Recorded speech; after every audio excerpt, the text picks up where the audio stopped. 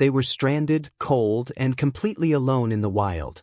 Two small French bulldogs, shaking from exhaustion and fear. No one expected them to survive the night, let alone face what was waiting for them in the woods. But when they came face to face with a massive bear, something happened that no one could have predicted.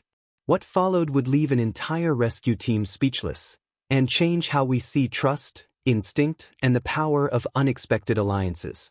Before we begin, make sure to subscribe to the channel, like this video, and turn on notifications. This helps us bring more true, powerful stories like this straight to you. The wind whispered through the towering pine trees of northern Montana, carrying the scent of snow and something else, fear. Deep within the forest, two French bulldogs, one a cream-colored female named Maple, the other a brindle male named Theo, huddled together beneath a fallen log.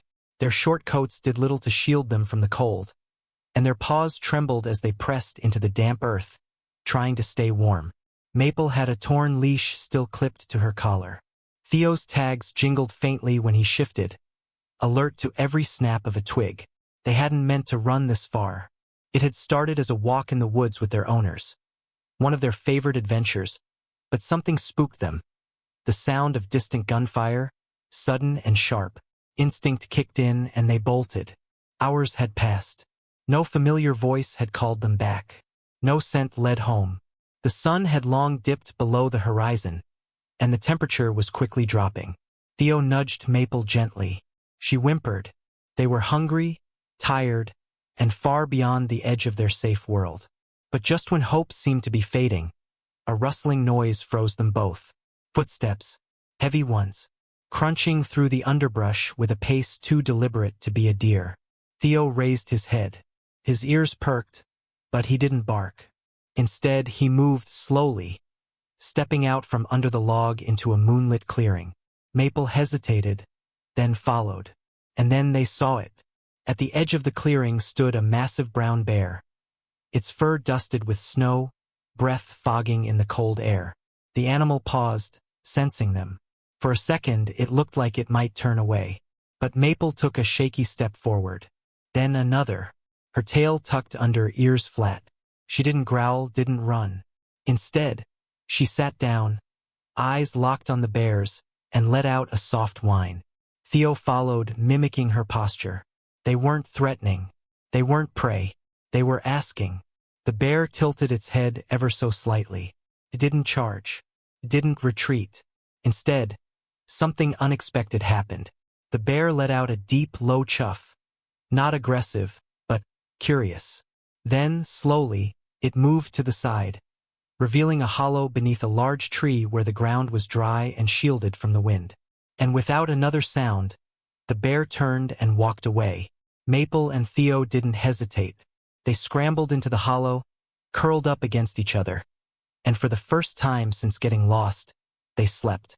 But what happened the next morning would take this story from unbelievable to unforgettable. When the morning light cracked through the trees, soft and golden, the forest looked deceptively calm. Frost covered the pine needles like sugar dust, and steam drifted gently off the still warm earth where the two French bulldogs had slept. Theo stirred first. His ears twitched as the sounds of morning filtered in, birds rustling above, distant creaks from shifting branches, and the crunch of his own paws as he stood to stretch. Beside him, Maple was still curled tight, her breathing slow but steady. For a moment, Theo just stood there, staring into the woods, as if trying to remember which direction they had come from. They were still alone, but something was different. About 20 feet away, near where the bear had stood the night before, there were prints in the frozen earth. Large, unmistakable bear tracks, leading away from them, not toward. But next to those massive indentations were others. Boot prints. Human. Fresh. Theo stepped toward them, nose low, tail stiff with alertness. He sniffed once, then again, recognition flaring in his eyes. It was her scent. Their owner, Clara. She had been here, not long ago. Suddenly, Maple was up too, and Theo let out a bark. Just one sharp, urgent. They both took off in the direction of the prince. Meanwhile, just over a hill, Clara stood with a ranger, exhausted and clutching a torn leash in her hand. She hadn't slept, had barely eaten. She'd filed the report the night they vanished, and had been walking the same stretch of trail ever since. "I don't know where they could have gone," she murmured. "They're not built for this terrain. And it's been freezing." Before the ranger could respond, a sound echoed through the trees. Barking. 2 distinct barks. And then, leaves rustled, paws pounded the frost, and over the rise came Theo and Maple. Muddy, shaking, but alive. Clara dropped to her knees as they barreled into her arms. Tears burst from her eyes as she held them, fingers running over their ears, their backs, their cold little paws. "I thought I lost you," she whispered. Theo licked her chin once, then looked back down the trail, back toward the hollow where they had taken shelter. She noticed the direction of his gaze. The ranger followed it too. They came from that side of the ridge. That's deep country. Not many people or animals dare go that way this time of year. Clara blinked. Then how did they? The ranger crouched, examining the trail. His eyes paused over the bear prints. He didn't speak at first. Then quietly he said, "Looks like something looked after them." Clara looked down at her dogs.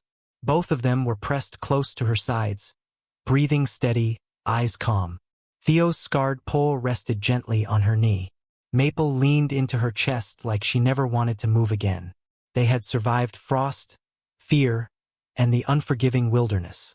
But what Clara couldn't know yet was that the story wasn't over. Because just days later, something would happen, something caught on a wildlife camera, that would make national headlines. And once again, Maple and Theo would surprise the world. 3 days after Maple and Theo were reunited with Clara, she was still trying to believe they were really home. She kept checking on them while they slept. One curled at the foot of the bed, the other always near the door. Their breathing, steady and synchronized, had become her new comfort. They had both been seen by the vet, mild dehydration, some scratches, but miraculously nothing serious. Just tired. Very tired. But something had been nagging at Clara. How did they survive? She asked the vet again, even though she already knew the answer wouldn't come from him. "You're lucky," he said. "Or maybe they are. Dogs are more resourceful than we give them credit for." That night, while sipping tea and watching Maple chew softly on a blanket, Clara received a call. It was Ranger Holt, the man who helped her find them. "You're going to want to see this," he said. A wildlife biologist working with the local park had just pulled data from a motion-triggered camera placed deep in the ridge, close to where Theo and Maple had taken shelter. The footage wasn't even 48 hours old. Clara met him the next morning at the ranger station, her stomach tight with anticipation. Ranger Holt set the laptop on the desk and turned the screen toward her. The video was grainy, but clear enough. First, it showed a dark clearing under the moonlight. Wind moved through the trees. For a while, nothing. Then movement. 2 small shapes, low to the ground, emerged slowly from the side of the frame. Clara covered her mouth. Maple and Theo. They appeared nervous, pacing, glancing around. Then came the sound. A deep rustle. The camera caught it all. The moment the massive brown bear stepped into frame. Clara gasped. But there was no attack. No aggression. Instead, the bear stood, looked directly at the 2 dogs, and after a moment, stepped aside, almost purposefully, to reveal the hollow beneath the tree. It watched them. Maple walked in first. Theo followed. Then, the bear slowly turned and walked away into the night. The clip ended. The room was silent. Clara blinked rapidly. It didn't hurt them. "No," Ranger Holt said softly. "It watched over them. That's what it looks like to me. It showed them shelter," she whispered. "I've worked in these forests 20 years, the ranger added. "I've seen aggression, curiosity, even maternal instinct in animals. But I've never seen anything like that." The footage would later be posted by the biologist, and within hours it would go viral. Millions of views, thousands of comments. The bear understood. Animals are more compassionate than we know. These Frenchies were protected. We don't deserve dogs or bears. Maple and Theo, once 2 trembling dogs lost in the snow, became symbols of something larger. Trust across species, survival through vulnerability, and the idea that instinct isn't just about fear. It can be about empathy too. But while the world watched and commented and shared, Clara simply sat with her 2 dogs on the porch that evening, the last light fading behind the trees. She didn't need the world to understand what happened. She saw it in their eyes. They weren't afraid anymore. But what none of them expected was that soon, someone from Maple's past would appear. Someone who had been searching and had their own truth to reveal. The days following the viral video were a whirlwind. Local news vans parked outside Clara's home, reporters requested interviews, and social media lit up with hashtags like #BearGuardians and #FrenchieSurvivors. But Clara declined every interview. For her, the miracle wasn't about going viral. It was about waking up to see Maple snoring at the foot of her bed and Theo dragging his favorite toy into the kitchen each morning. Still, not everything had returned to normal. Maple, in particular, had changed. She was calmer now, gentler. But at night, Clara would find her staring out the window toward the forest. She'd whimper in her sleep. And sometimes, when Theo wasn't looking, she'd retreat to the corner of the living room, tail low, as if waiting for someone who never came. Then, one rainy Thursday afternoon, Clara received a knock at the door. It wasn't a reporter. It was a woman, early 30s, with red-rimmed eyes and a worn leash wrapped tightly around her wrist. "Hi," the woman said softly. "I'm sorry to show up like this. I saw the footage, and I think Maple might be the dog I lost 8 months ago." Clara felt her heart skip. She didn't move. Maple, who'd been asleep near the fireplace, slowly got to her feet. She stared at the woman, unmoving. The woman knelt down just beyond the threshold. "Her name was Millie when I had her. I adopted her from a rescue in Idaho. She was always timid. One day she slipped through a fence during a thunderstorm. We searched for weeks. She had this spot." The woman hesitated, pointing toward Maple's front paw. A tiny white patch shaped like a comma. Clara looked down. The mark was there, exactly where the woman said it would be. The room fell silent. Then Maple stepped forward. 1 step, then 2. She paused in front of the woman. And then she sat. The woman broke into tears. Clara slowly approached and knelt beside Maple. "You've been through so much," she whispered, stroking her back. "I don't want to confuse you, but if she's your person, Maple, if you remember her, then I want what's best for you." Maple looked up at Clara, then back to the woman. And then she did something that shattered them both. She leaned her head gently into Clara's chest and wagged her tail at the woman. It wasn't a choice between 2 worlds. It was recognition of both. 2 chapters of her life. 2 pieces of her story. They decided to sit together. Clara, the woman named Rachel, Maple, and Theo, sharing stories, photos, and quiet tears. Rachel didn't ask for Maple back. She only wanted closure. "I thought I'd never know what happened to her," she said. "But seeing how loved she is, that's enough." Clara squeezed her hand. She found her way home, even if it was a different one than you imagined. Outside, the rain had stopped. Light pushed gently through the clouds.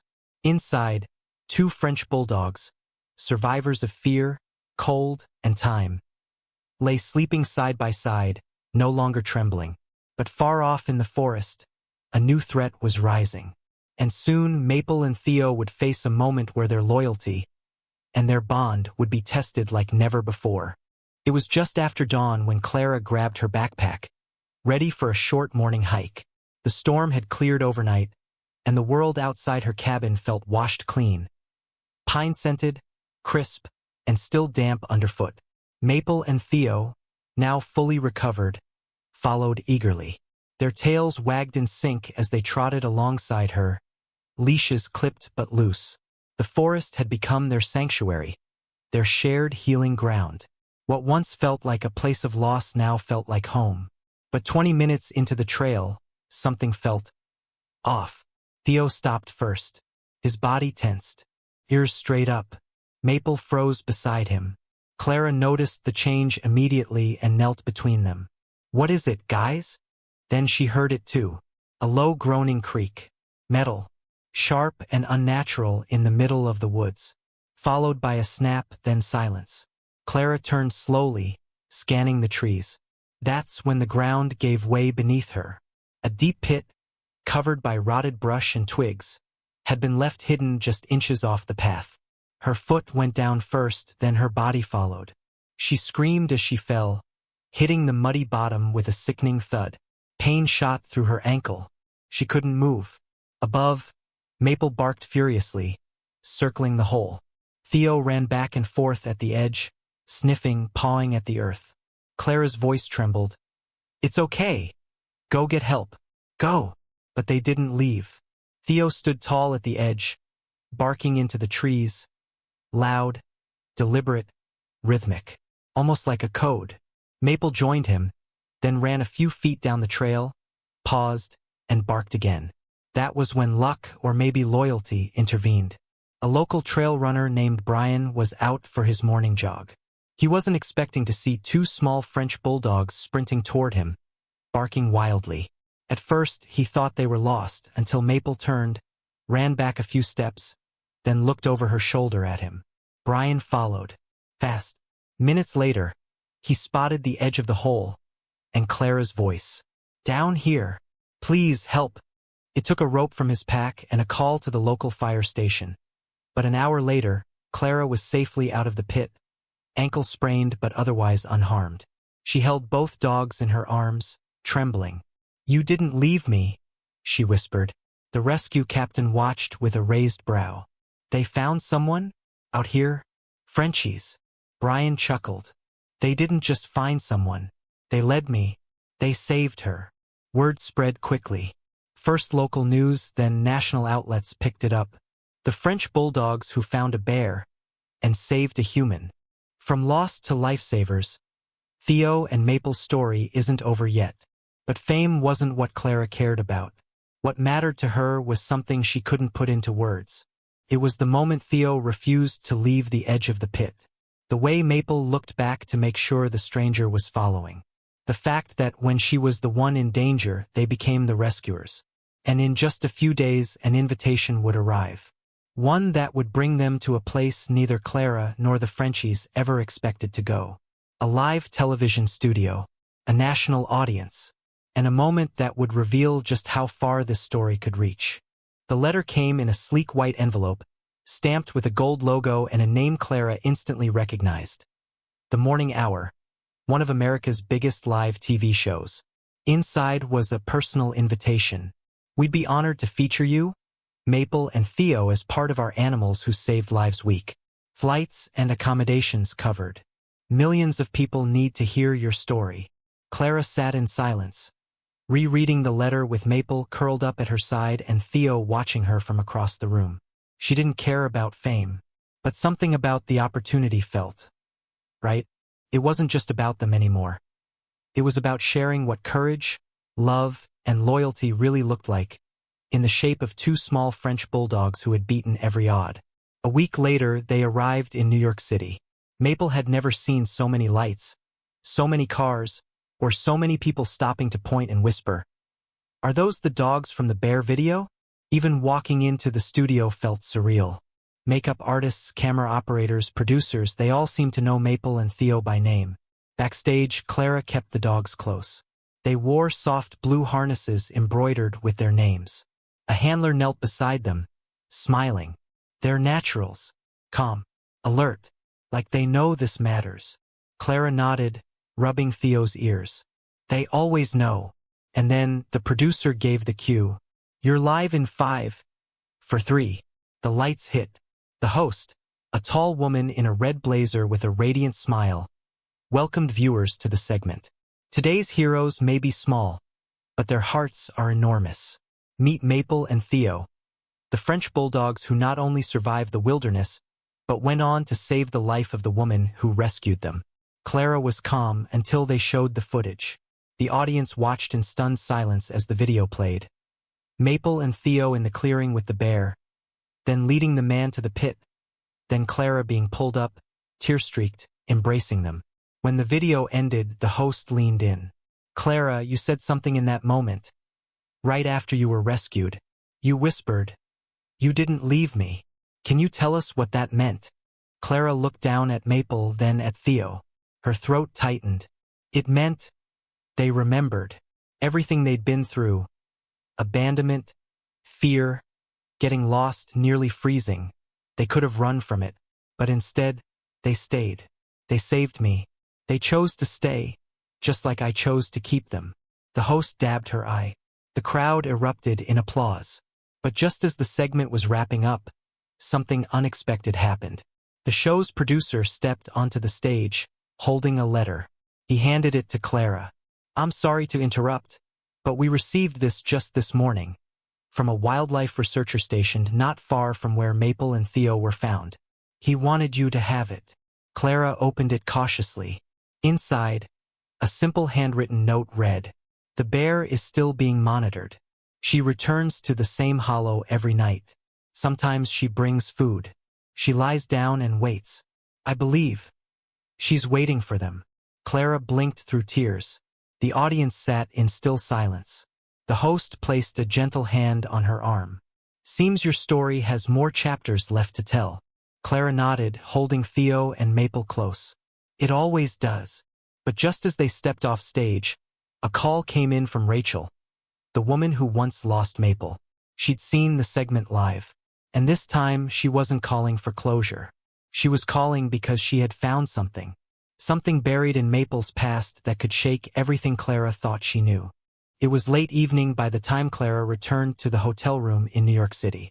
The city buzzed outside the window, but inside, all was quiet. Theo was already asleep, curled at the foot of the bed, and Maple lay tucked under Clara's arm, her breathing slow and peaceful. But Clara's mind raced. The phone call from Rachel echoed in her head. "Clara, I found something. Something I never told you because I didn't think it mattered anymore. But now, after everything, I think it does." Rachel had been going through old paperwork from Maple's original adoption. Documents from a private shelter she'd almost forgotten. And in one of those files was a small photograph and a vet report, dated over 2 years before Rachel had ever met her. Maple had belonged to someone else first. Someone who'd been searching too. A man named James Weston, a retired firefighter from Colorado, had reported his French bulldog Clover missing after a camping trip gone wrong. His dog had vanished in a storm. He'd searched for weeks, until he was told a dog matching her description had been picked up by a stranger and transported to another state.